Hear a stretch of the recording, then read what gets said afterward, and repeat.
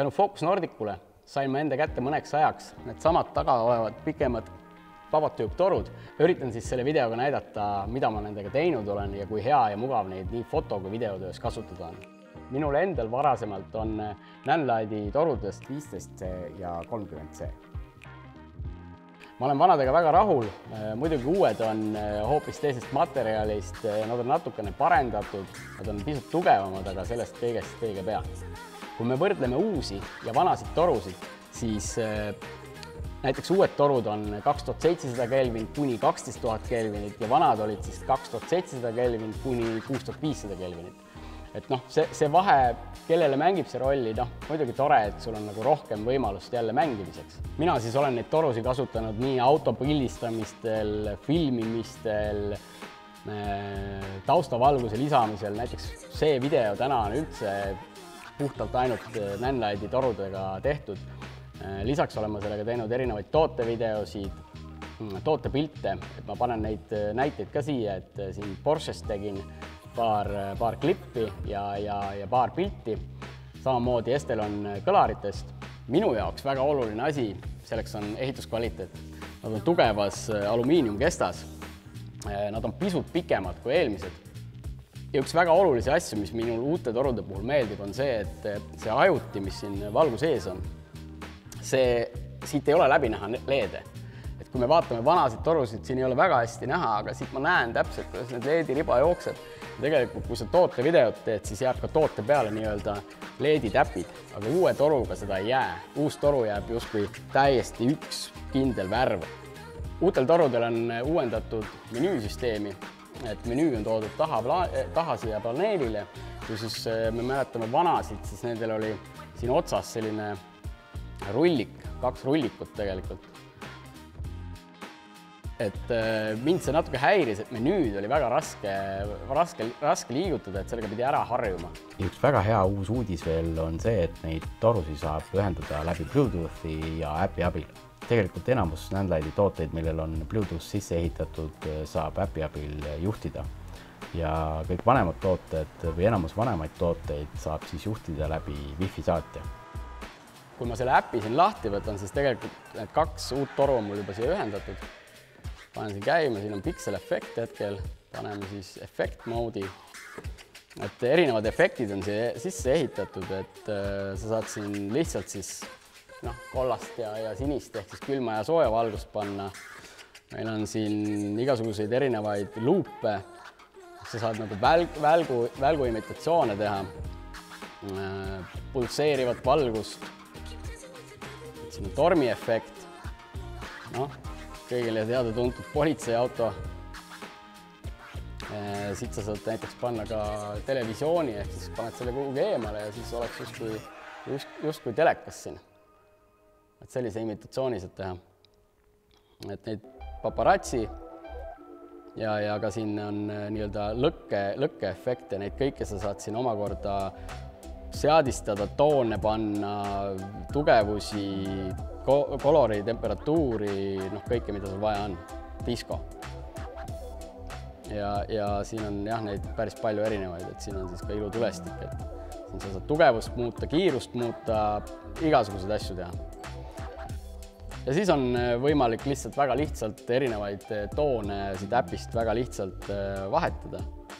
Et lihtsalt siin äpi peal vajutades ja kohe toon muutub, et seda on väga mugav teha, kui tegelikult kõik lambid on sul kusagil tausta peale suunatud ja tahad lihtsalt mingisugust atmosfääri värvi muuta, et see on väga mugav.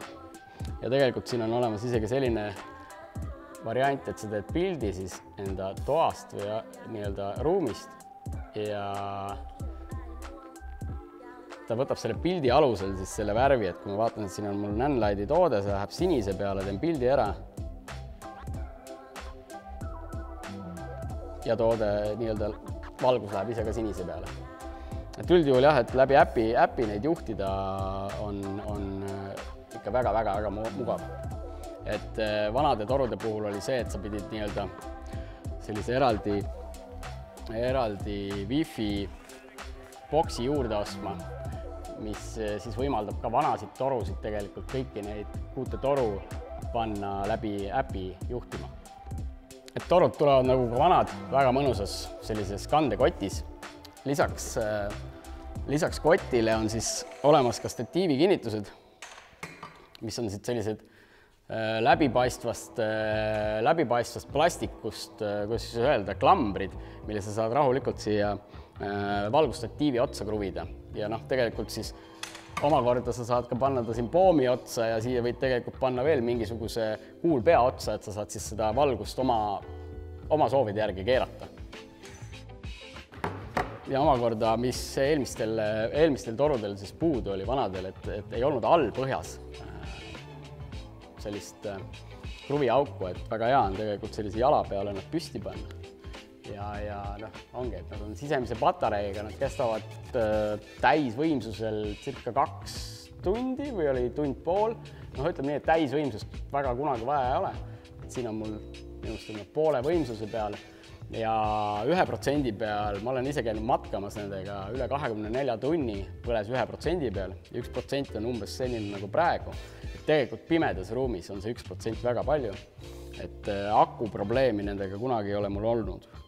Uued on siis ka pisut võimsamad kui vanad, et tegelikult uued annavad välja 770 luksi ja vanad olid siis 579. Et palju see nüüd tegelikult nagu mõjutab sinu võtet, et ma ei ole nagu päris 100% neid kunagi eriti pannud, et sellel ei ole nagu vajadust olnud, aga hea on teada, et tegelikult nii-öelda uued on natukene jälle võimsamad. Ma saaksin öelda tegelikult, et need torud on ikkagi päris profikasutus juba, et sa saad DMX-i nii-öelda puldi siia külge panna ja sealt kõiki asju reguleerida. Mina saan väga hästi hakkama selle äpiga, et ilma äpita oleks tõesti päris raske, et see äpp muudab selle elu väga-väga lihtsaks, eriti kui sa nii-öelda lähed üksi filmima ja sa paned valgused paika ja siis sa lähed kaamera taha ja pead vaatama, mida teha, siis lihtsalt väga hea on äpist kõike muuta ja kaamerast ise siis vaadata. Neid Nanlite'i Pavotube on siis tegelikult erinevas suuruses, et neid on olemas ka circa 2-meetriseid, kuigi ma ei kujuta ette, kuidas inimene 2-meetrist endale autosse või kuhugi paneks, et minu jaoks 30 C on nagu väga head. Mõne auto pildistamise või toote pildistamise puhul ma tahaksin kasutada just 15, need on siis pisut väiksemad. Kui me näeme siit siis poole väiksemad. Ja mul on tegelikult olemas ka selline 6C, mis on siis selle uue nimetus. Tal on hea, tal on kohe magnet tegelikult taga, et sa saad raua külge panna lihtsalt magnetiga. Ja näiteks väikestel mingisugustel, ma ei tea, ma tegin just kella videot ja väga raske oli sellise suure asjaga makro võttes siis liigutada, et see andis igale pool liiga palju valgust. Aga selle väiksega oli väga hea, just nagu täpselt nii palju ma annan valgust, palju mul vaja oli, et mõnikord jällegi suur on natuke liiga suur. Et selle väikse puhul on ka hea, et see ei maksa ka nii palju, et tegelikult sa saad väikestega ka väga hästi mingisugust taustavalgust luua ja tooteid pildistada.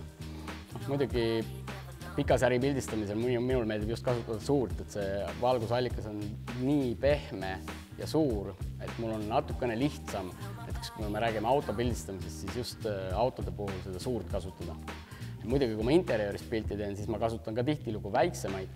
Aga jah, et see suur on ikkagi see, millega ma põhiliselt ise tööd teen.